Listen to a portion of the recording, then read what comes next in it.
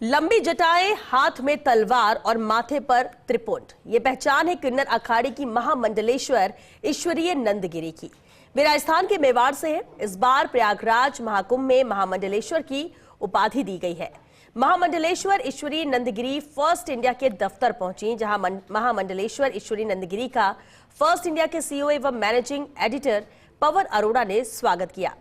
इस दौरान महामंडलेश्वर ईश्वरीय नंदगिरी ने फर्स्ट इंडिया के ऑफिस का विजिट किया और फर्स्ट इंडिया न्यूज की कार्यप्रणाली की तारीफ की। फर्स्ट इंडिया से बातचीत में ईश्वरीय नंदगिरी ने कहा कि आजकल युवा सोशल मीडिया में व्यूज बढ़ाने के चक्कर में वैदिक मूल्यों को भूल रहा है। हर किसी के हाथों में आईफोन या स्मार्टफोन है, लेकिन मैं मोबाइल नहीं, हाथ में तलवार लेकर चलना पसंद करती हूं। खुद की सुरक्षा के लिए यह बेहद जरूरी है। ईश्वरीय नंदगिरी से खास बातचीत की सीनियर एंकर पूनम शर्मा सोलंकी ने। नमस्कार, मैं हूं आपके साथ पूनम शर्मा सोलंकी।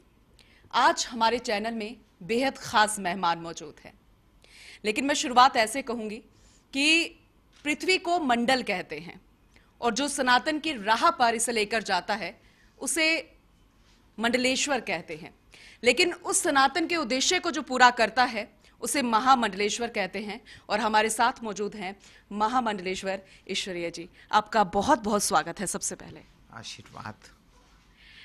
महाकुंभ चल रहा है और ऐसे में हर कोई धार्मिक रूप से अपनी अपनी आहुति देने के लिए जा रहा है, निष्ठा दिखा रहा है, भक्ति दिखा रहा है, आस्था की डुबकी लगा रहा है। लेकिन इस बीच में बहुत सारी ऐसी चीजें थी जो ये कही जा रही हैं, शायद आपकी जुबानी भी मैंने सुनी जब सबसे पहले आपको महामंडलेश्वर की उपाधि मिली, कि जो उद्देश्य है महाकुंभ का वो लोगों तक पहुंचना चाहिए। क्या वो उद्देश्य इस बार पूरा होता नजर आ रहा है? जी, उद्देश्य तो मीडिया के जरिए वैसे लोगों के पास पहुंच ही रहा है, पर लोगों की नज़र शायद मोनालिसा की आंखों पर टिक गई है। कुंभ क्या है, लोगों को जानकारी होनी चाहिए। कुंभ एक स्वर्ण घड़ा है जिसमें सर्वप्रथम विष निकला था और वो विष मेरे महादेव ने अपने कंठ में धारण करा था। उसके बाद में अमृत निकला और इस जब अमृत का मंथन हुआ, इसमें देवताओं ने असुरा का सहारा भी लिया, असुर का, वासुकी देव नाग का भी सहारा लिया और देवता भी साथ में थे। जब ये अमृत निकला तब इनमें भी छीना झपटी हुई और 4 बूंद हमारे पृथ्वी पर गिर गई।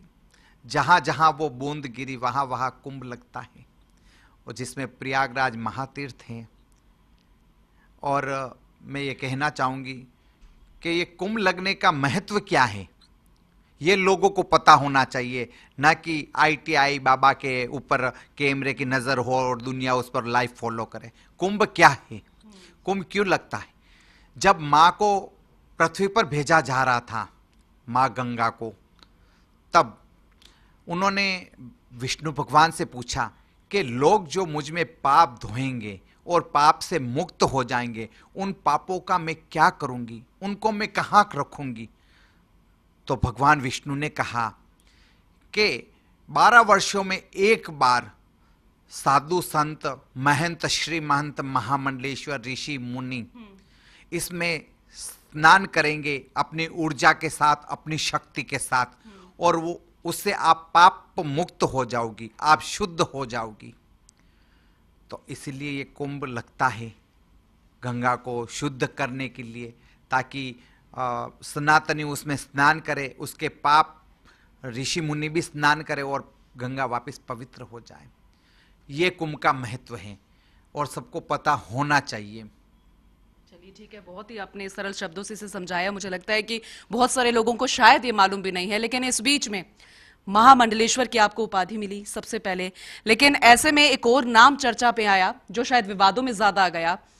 बॉलीवुड एक्ट्रेस की हम बात करें जो अभी संत बन चुके हैं, ममता कुलकर्णी की बात करें, लेकिन इस बीच में उन्होंने अपना इस्तीफा भी दिया। लेकिन हम जिक्र लक्ष्मी जी का भी करेंगे, उनको भी ये कहा गया कि वो भी अपने पद से निकाल दी गई हैं। लेकिन ये जो चर्चा हुई उस पर आपका क्या मानना है?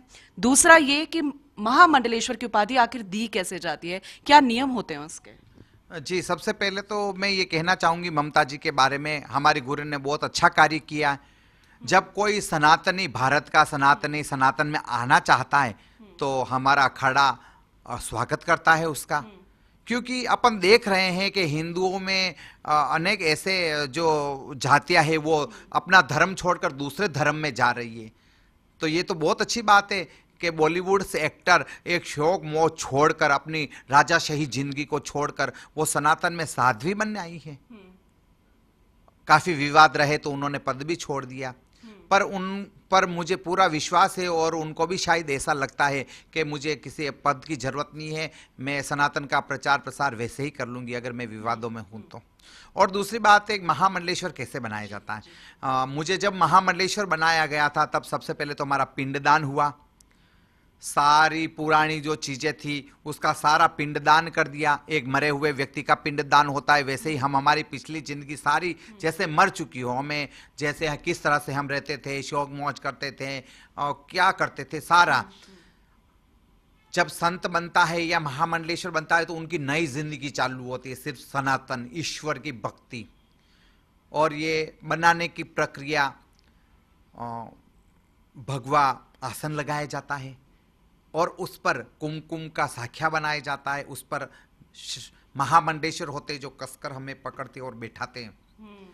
फिर उसके बाद में अच्छा, ये मुंडन वाला कहते हैं कि मुंडन भी होता है, माला को लेकर भी अजय दास जी बोल रहे थे, वैजंती माला और रुद्राक्ष की माला, ये क्या है? जी, मुंडन तो होता है, हमारी भी चोटी काटी गई थी जी। और महिलाओं में तो ज्यादा यही होता है जब किन्नर में के मुंडन पूरा नहीं होता है और चोटी काट कर ये प्रक्रिया होती है। और रुद्राक्ष की माला भी पहनाई जाती है, कंठी पहनाई जाती है, हमारा भी हुआ। और पंचामृत से स्नान हुआ, हमारा मंत्र उच्चारण हुए विधि विधान के साथ बनाते। जब श्री महंत महामंडलेश्वर जगत गुरु आचार्य सारे उपस्थित रहते तब ये पदवी दी जाती है और हमारे भी ऐसे ही हुआ है। चलिए, बहुत अच्छी बात है। लेकिन किन्नर अखाड़ा अपने आप में बेहद महत्वपूर्ण रोल अदा करता है, 14वां अखाड़ा, लेकिन इसकी भूमिका क्या है महाकुंभ में, ये हम समझने की कोशिश करेंगे। जी, किन्नर अखाड़ा जूना अखाड़े के साथ है। जूना अखाड़ा ही है, जैसे हमारा, हम उनके ही बेटे हैं, बेटियां हैं, वो हमारा बाप है जूना अखाड़ा, उनके साथ ही मिलकर हम शाही स्नान करते हैं। हाँ, ये इनके हमारे आचार्य अलग है, इनके अखाड़े के पूरे लक्ष्मी नारायण जी आचार्य हैं। जब कोई थर्ड जेंडर, ट्रांसजेंडर जैसे कि हम हैं, हम अगर सनातन से जुड़ना चाहें तो हमारे आचार्य थर्ड जेंडर ही है और उनसे जुड़ने में हमें शंका नहीं होती है, वो हमें काफी अच्छी तरह से समझ पाती है। बाकी अखाड़ों से कितना अलग है? क्या उतना सम्मान वैसा मिल पाता है जो बाकी अखाड़ों को मिलता है? जी, आप देखिए, एक सबसे ज्यादा भीड़ ही किन्नर अखाड़े में ही है। आप कुंभ को लेकर भी देखोगी तो वही है। और कहीं न कहीं हम जब कहीं प्रोग्राम में या जाते हैं मंदिर तो हमें देखकर ही लोग हमारे पास आ जाते हैं आशीर्वाद लेने के लिए कि एक तो हम अर्धनारीश्वर है और दूसरा संत है, तीसरा महामंडलेश्वर है। तो उनको ऐसा लगता है और हमें भी लगता है कि आशीर्वाद लगता है और उनको देना चाहिए, तो इसलिए बहुत इज्जत मिल रही है। हमारे 13 अखाड़ों के रविंद्रपुरी जी है जो बहुत सम्मान करते हैं। जब झूठी अफवाह फैली थी, जो आपने अजय ऋषिदास का नाम लिया, सबसे पहले तो हम कहना चाहेंगे हम उसको कभी देखा ही नहीं है, मैंने उस अखाड़े में कभी रहा था हमारे गुरु के साथ में अखाड़े में, पर उसकी नज़र शायद अच्छी नहीं थी। वो पुरुष था और किन्नरों को लेकर उनकी नज़र अच्छी नहीं थी। किन्नर महिलाएं होती है, महिला का रूप ही होती है, तो उनका नज़र अच्छा नहीं था। शायद उन्होंने कुछ ऐसा गलत भी किया था जो उसको अखाड़े से निकाल दिया गया। पर जब ममता जी को बनाया गया और कई वाद विवाद थोड़ा चल रहा था तो उन्होंने इसका फायदा उठाया, जबकि वो हमारे अखाड़े के न तो अध्यक्ष है, न उपाध्यक्ष है, न कोई आचार्य, कुछ भी नहीं है। बस ऐसे ही मीडिया में बोल दिया कि हम उनको हटाते हैं, तो उन पर शायद हमारे गुरु ने महानानी का केस भी किया है। चलिए, इस बीच में हम बात करते हैं सनातन की, इसमें हम बात करते हैं महाकुंभ की, हम बात करते हैं वैदिक की, पुराणों की। लेकिन एजुकेशन में भी आजकल वैदिक का भी, सनातन का भी इस्तेमाल ऐसे किया जा रहा है कि बच्चों को पता हो हमारी संस्कृति के बारे में, हमारी धार्मिक भावना जो हमारे घर से शुरू होती है। लेकिन और ज्यादा अहम रोल कैसे अदा कर सके, वो अभी तक जो कोशिश है वो सिर्फ कोशिश ही है, वो साकार अभी भी नहीं हो पाई। क्या लगता है, क्या करना चाहिए? जी, आपकी एकदम सही बात है। अभी मैंने कल ही पेपर में पढ़ा, 1.5 माह में कोटा में कोचिंग सेंटर चलता है, जिसमें 1.5 माह में कोटा में 7 बच्चे सुसाइड कर लेते हैं। तो शायद कहीं न कहीं स्कूली शिक्षा, स्कूली ज्ञान काफ़ी नहीं है बच्चों के लिए, तभी तो बच्चे नशे में ज़्यादा विलुप्त हो रहे हैं, कहीं न कहीं अपराध को भी वो दे रहे हैं। तो मेरा मानना ऐसा है कि जैसे हम बड़े हुए हैं सनातन के साथ में, मंदिर जाना, गांव में जो संत महंत होते हैं उनके साथ में रहना, उनकी सेवा करना, उनका करना सब कुछ। आपका ये मानना है कि पॉजिटिव इफेक्ट जो आज के बच्चे हैं, जो पेरेंट्स उनको ज्यादा पढ़ाई के चक्कर में बाहर भेज रहे हैं, बाहर भेजने के बाद में उनको समय नहीं मिलता है, कोचिंग सेंटर में भेज रहे हैं, वो सिखाने भेज रहे हैं, वो सिखाने भेज रहे हैं, वो असली शिक्षा से वंचित रह रहे हैं। जो अपना मेन जीवन कैसा है, स्कूली ज्ञानी काफ़ी नहीं है जीने के लिए। भले मैंने 10वीं क्लास तक पढ़ाई की, पर वो ठीक है, वो एक पढ़ाई भी काम आ रही है, पर ओरिजिनल जीवन तो लोगों से किस तरह से बातें की जाती है, लोगों के बीच में कैसे रहा जाता है, ये सनातन और वैदिक सिखाते हैं। जी चलिए ठीक है, और बहुत अच्छा लगता है ये जानकर कि आप अभी राजस्थान की धरा पर हैं, आप राजस्थान से ही हैं, और वो आपके हाथ में पहने वाले चूड़े से ही अंदाजा लगाया जा सकता है, हाथ में तलवार भी है, और वो शाही ठाट बाट तो खैर नजर आता ही है राजस्थान का, लेकिन आप उस कल्चर को भी पूरे देश में लेकर चल रही हैं, विदेशों में भी उसका परचम लहरा रही हैं। लेकिन एक बहुत ही शानदार इनिशिएटिव आपने अभी निकाला, एक यात्रा कर रही हैं नशे के खिलाफ, उसके बारे में जानना चाहेंगे। जी, मैं महामंडलेश्वर पद मिला तो उससे पहले भी मैं 415 दिन की यात्रा करके मैं कुंभ पहुंची थी, जिसमें मैंने सनातन संस्कृति का प्रचार किया, गौ रक्षा के लिए बात की, और कहीं न कहीं स्कूल में भी जाकर मैंने बच्चों के काफ़ी मेरे से जितना हो सका उतना किया। अब मैं इस कुंभ से अगले महाकुंभ तक मैं यात्रा पे ही रहूँगी, और इस यात्रा का मेन उद्देश्य हमारा ये है कि मेरा हिंदुस्तान का जो बच्चा है, पहला सुख निरोगी काया, वो स्वस्थ रहे, स्वस्थ रहकर वो हिंदू राष्ट्र की के साथ बाद में वो भी सोचे कि मेरा देश हिंदू राष्ट्र हो। तो स्वस्थ रहना जरूरी है। नशा मुक्ति को बहुत, अभी नशा बहुत बढ़ गया है। जैसे अपना राजस्थान में कोई चीज़ मिल रही है तो गुजरात के लोग यहाँ आकर पार्टी कर रहे हैं, ये हम अच्छी तरह से देख रहे हैं। जैसे मैं उदयपुर से हूँ, तो उदयपुर में गुजराती लोग बहुत आते हैं दारू पीने के लिए, तो हमारा उदयपुर राजस्थान बदनाम हो रहा है इससे, और राजस्थान के बच्चे बिगड़ रहे हैं उससे। तो मैं उसके लिए एक यात्रा करने जा रही हूँ नशा मुक्ति को लेकर, मेरा राजस्थान नशा मुक्त हो, और हिंदू राष्ट्र के बारे में मैं बात करती हूँ। तो इस यात्रा में मेरा मुख्य उद्देश्य ये भी है, और मुख्य उद्देश्य मेरा गौशाला के लिए भी है कि मेरे गाय को राष्ट्रमाता घोषित करें। तो उसके लिए मैं यात्रा कर रही हूँ, मेरे से जितना हो सके मैं अच्छा करने की कोशिश करूँगी। चलिए, एक आखिरी सवाल मैं आपसे करना चाहूँगी।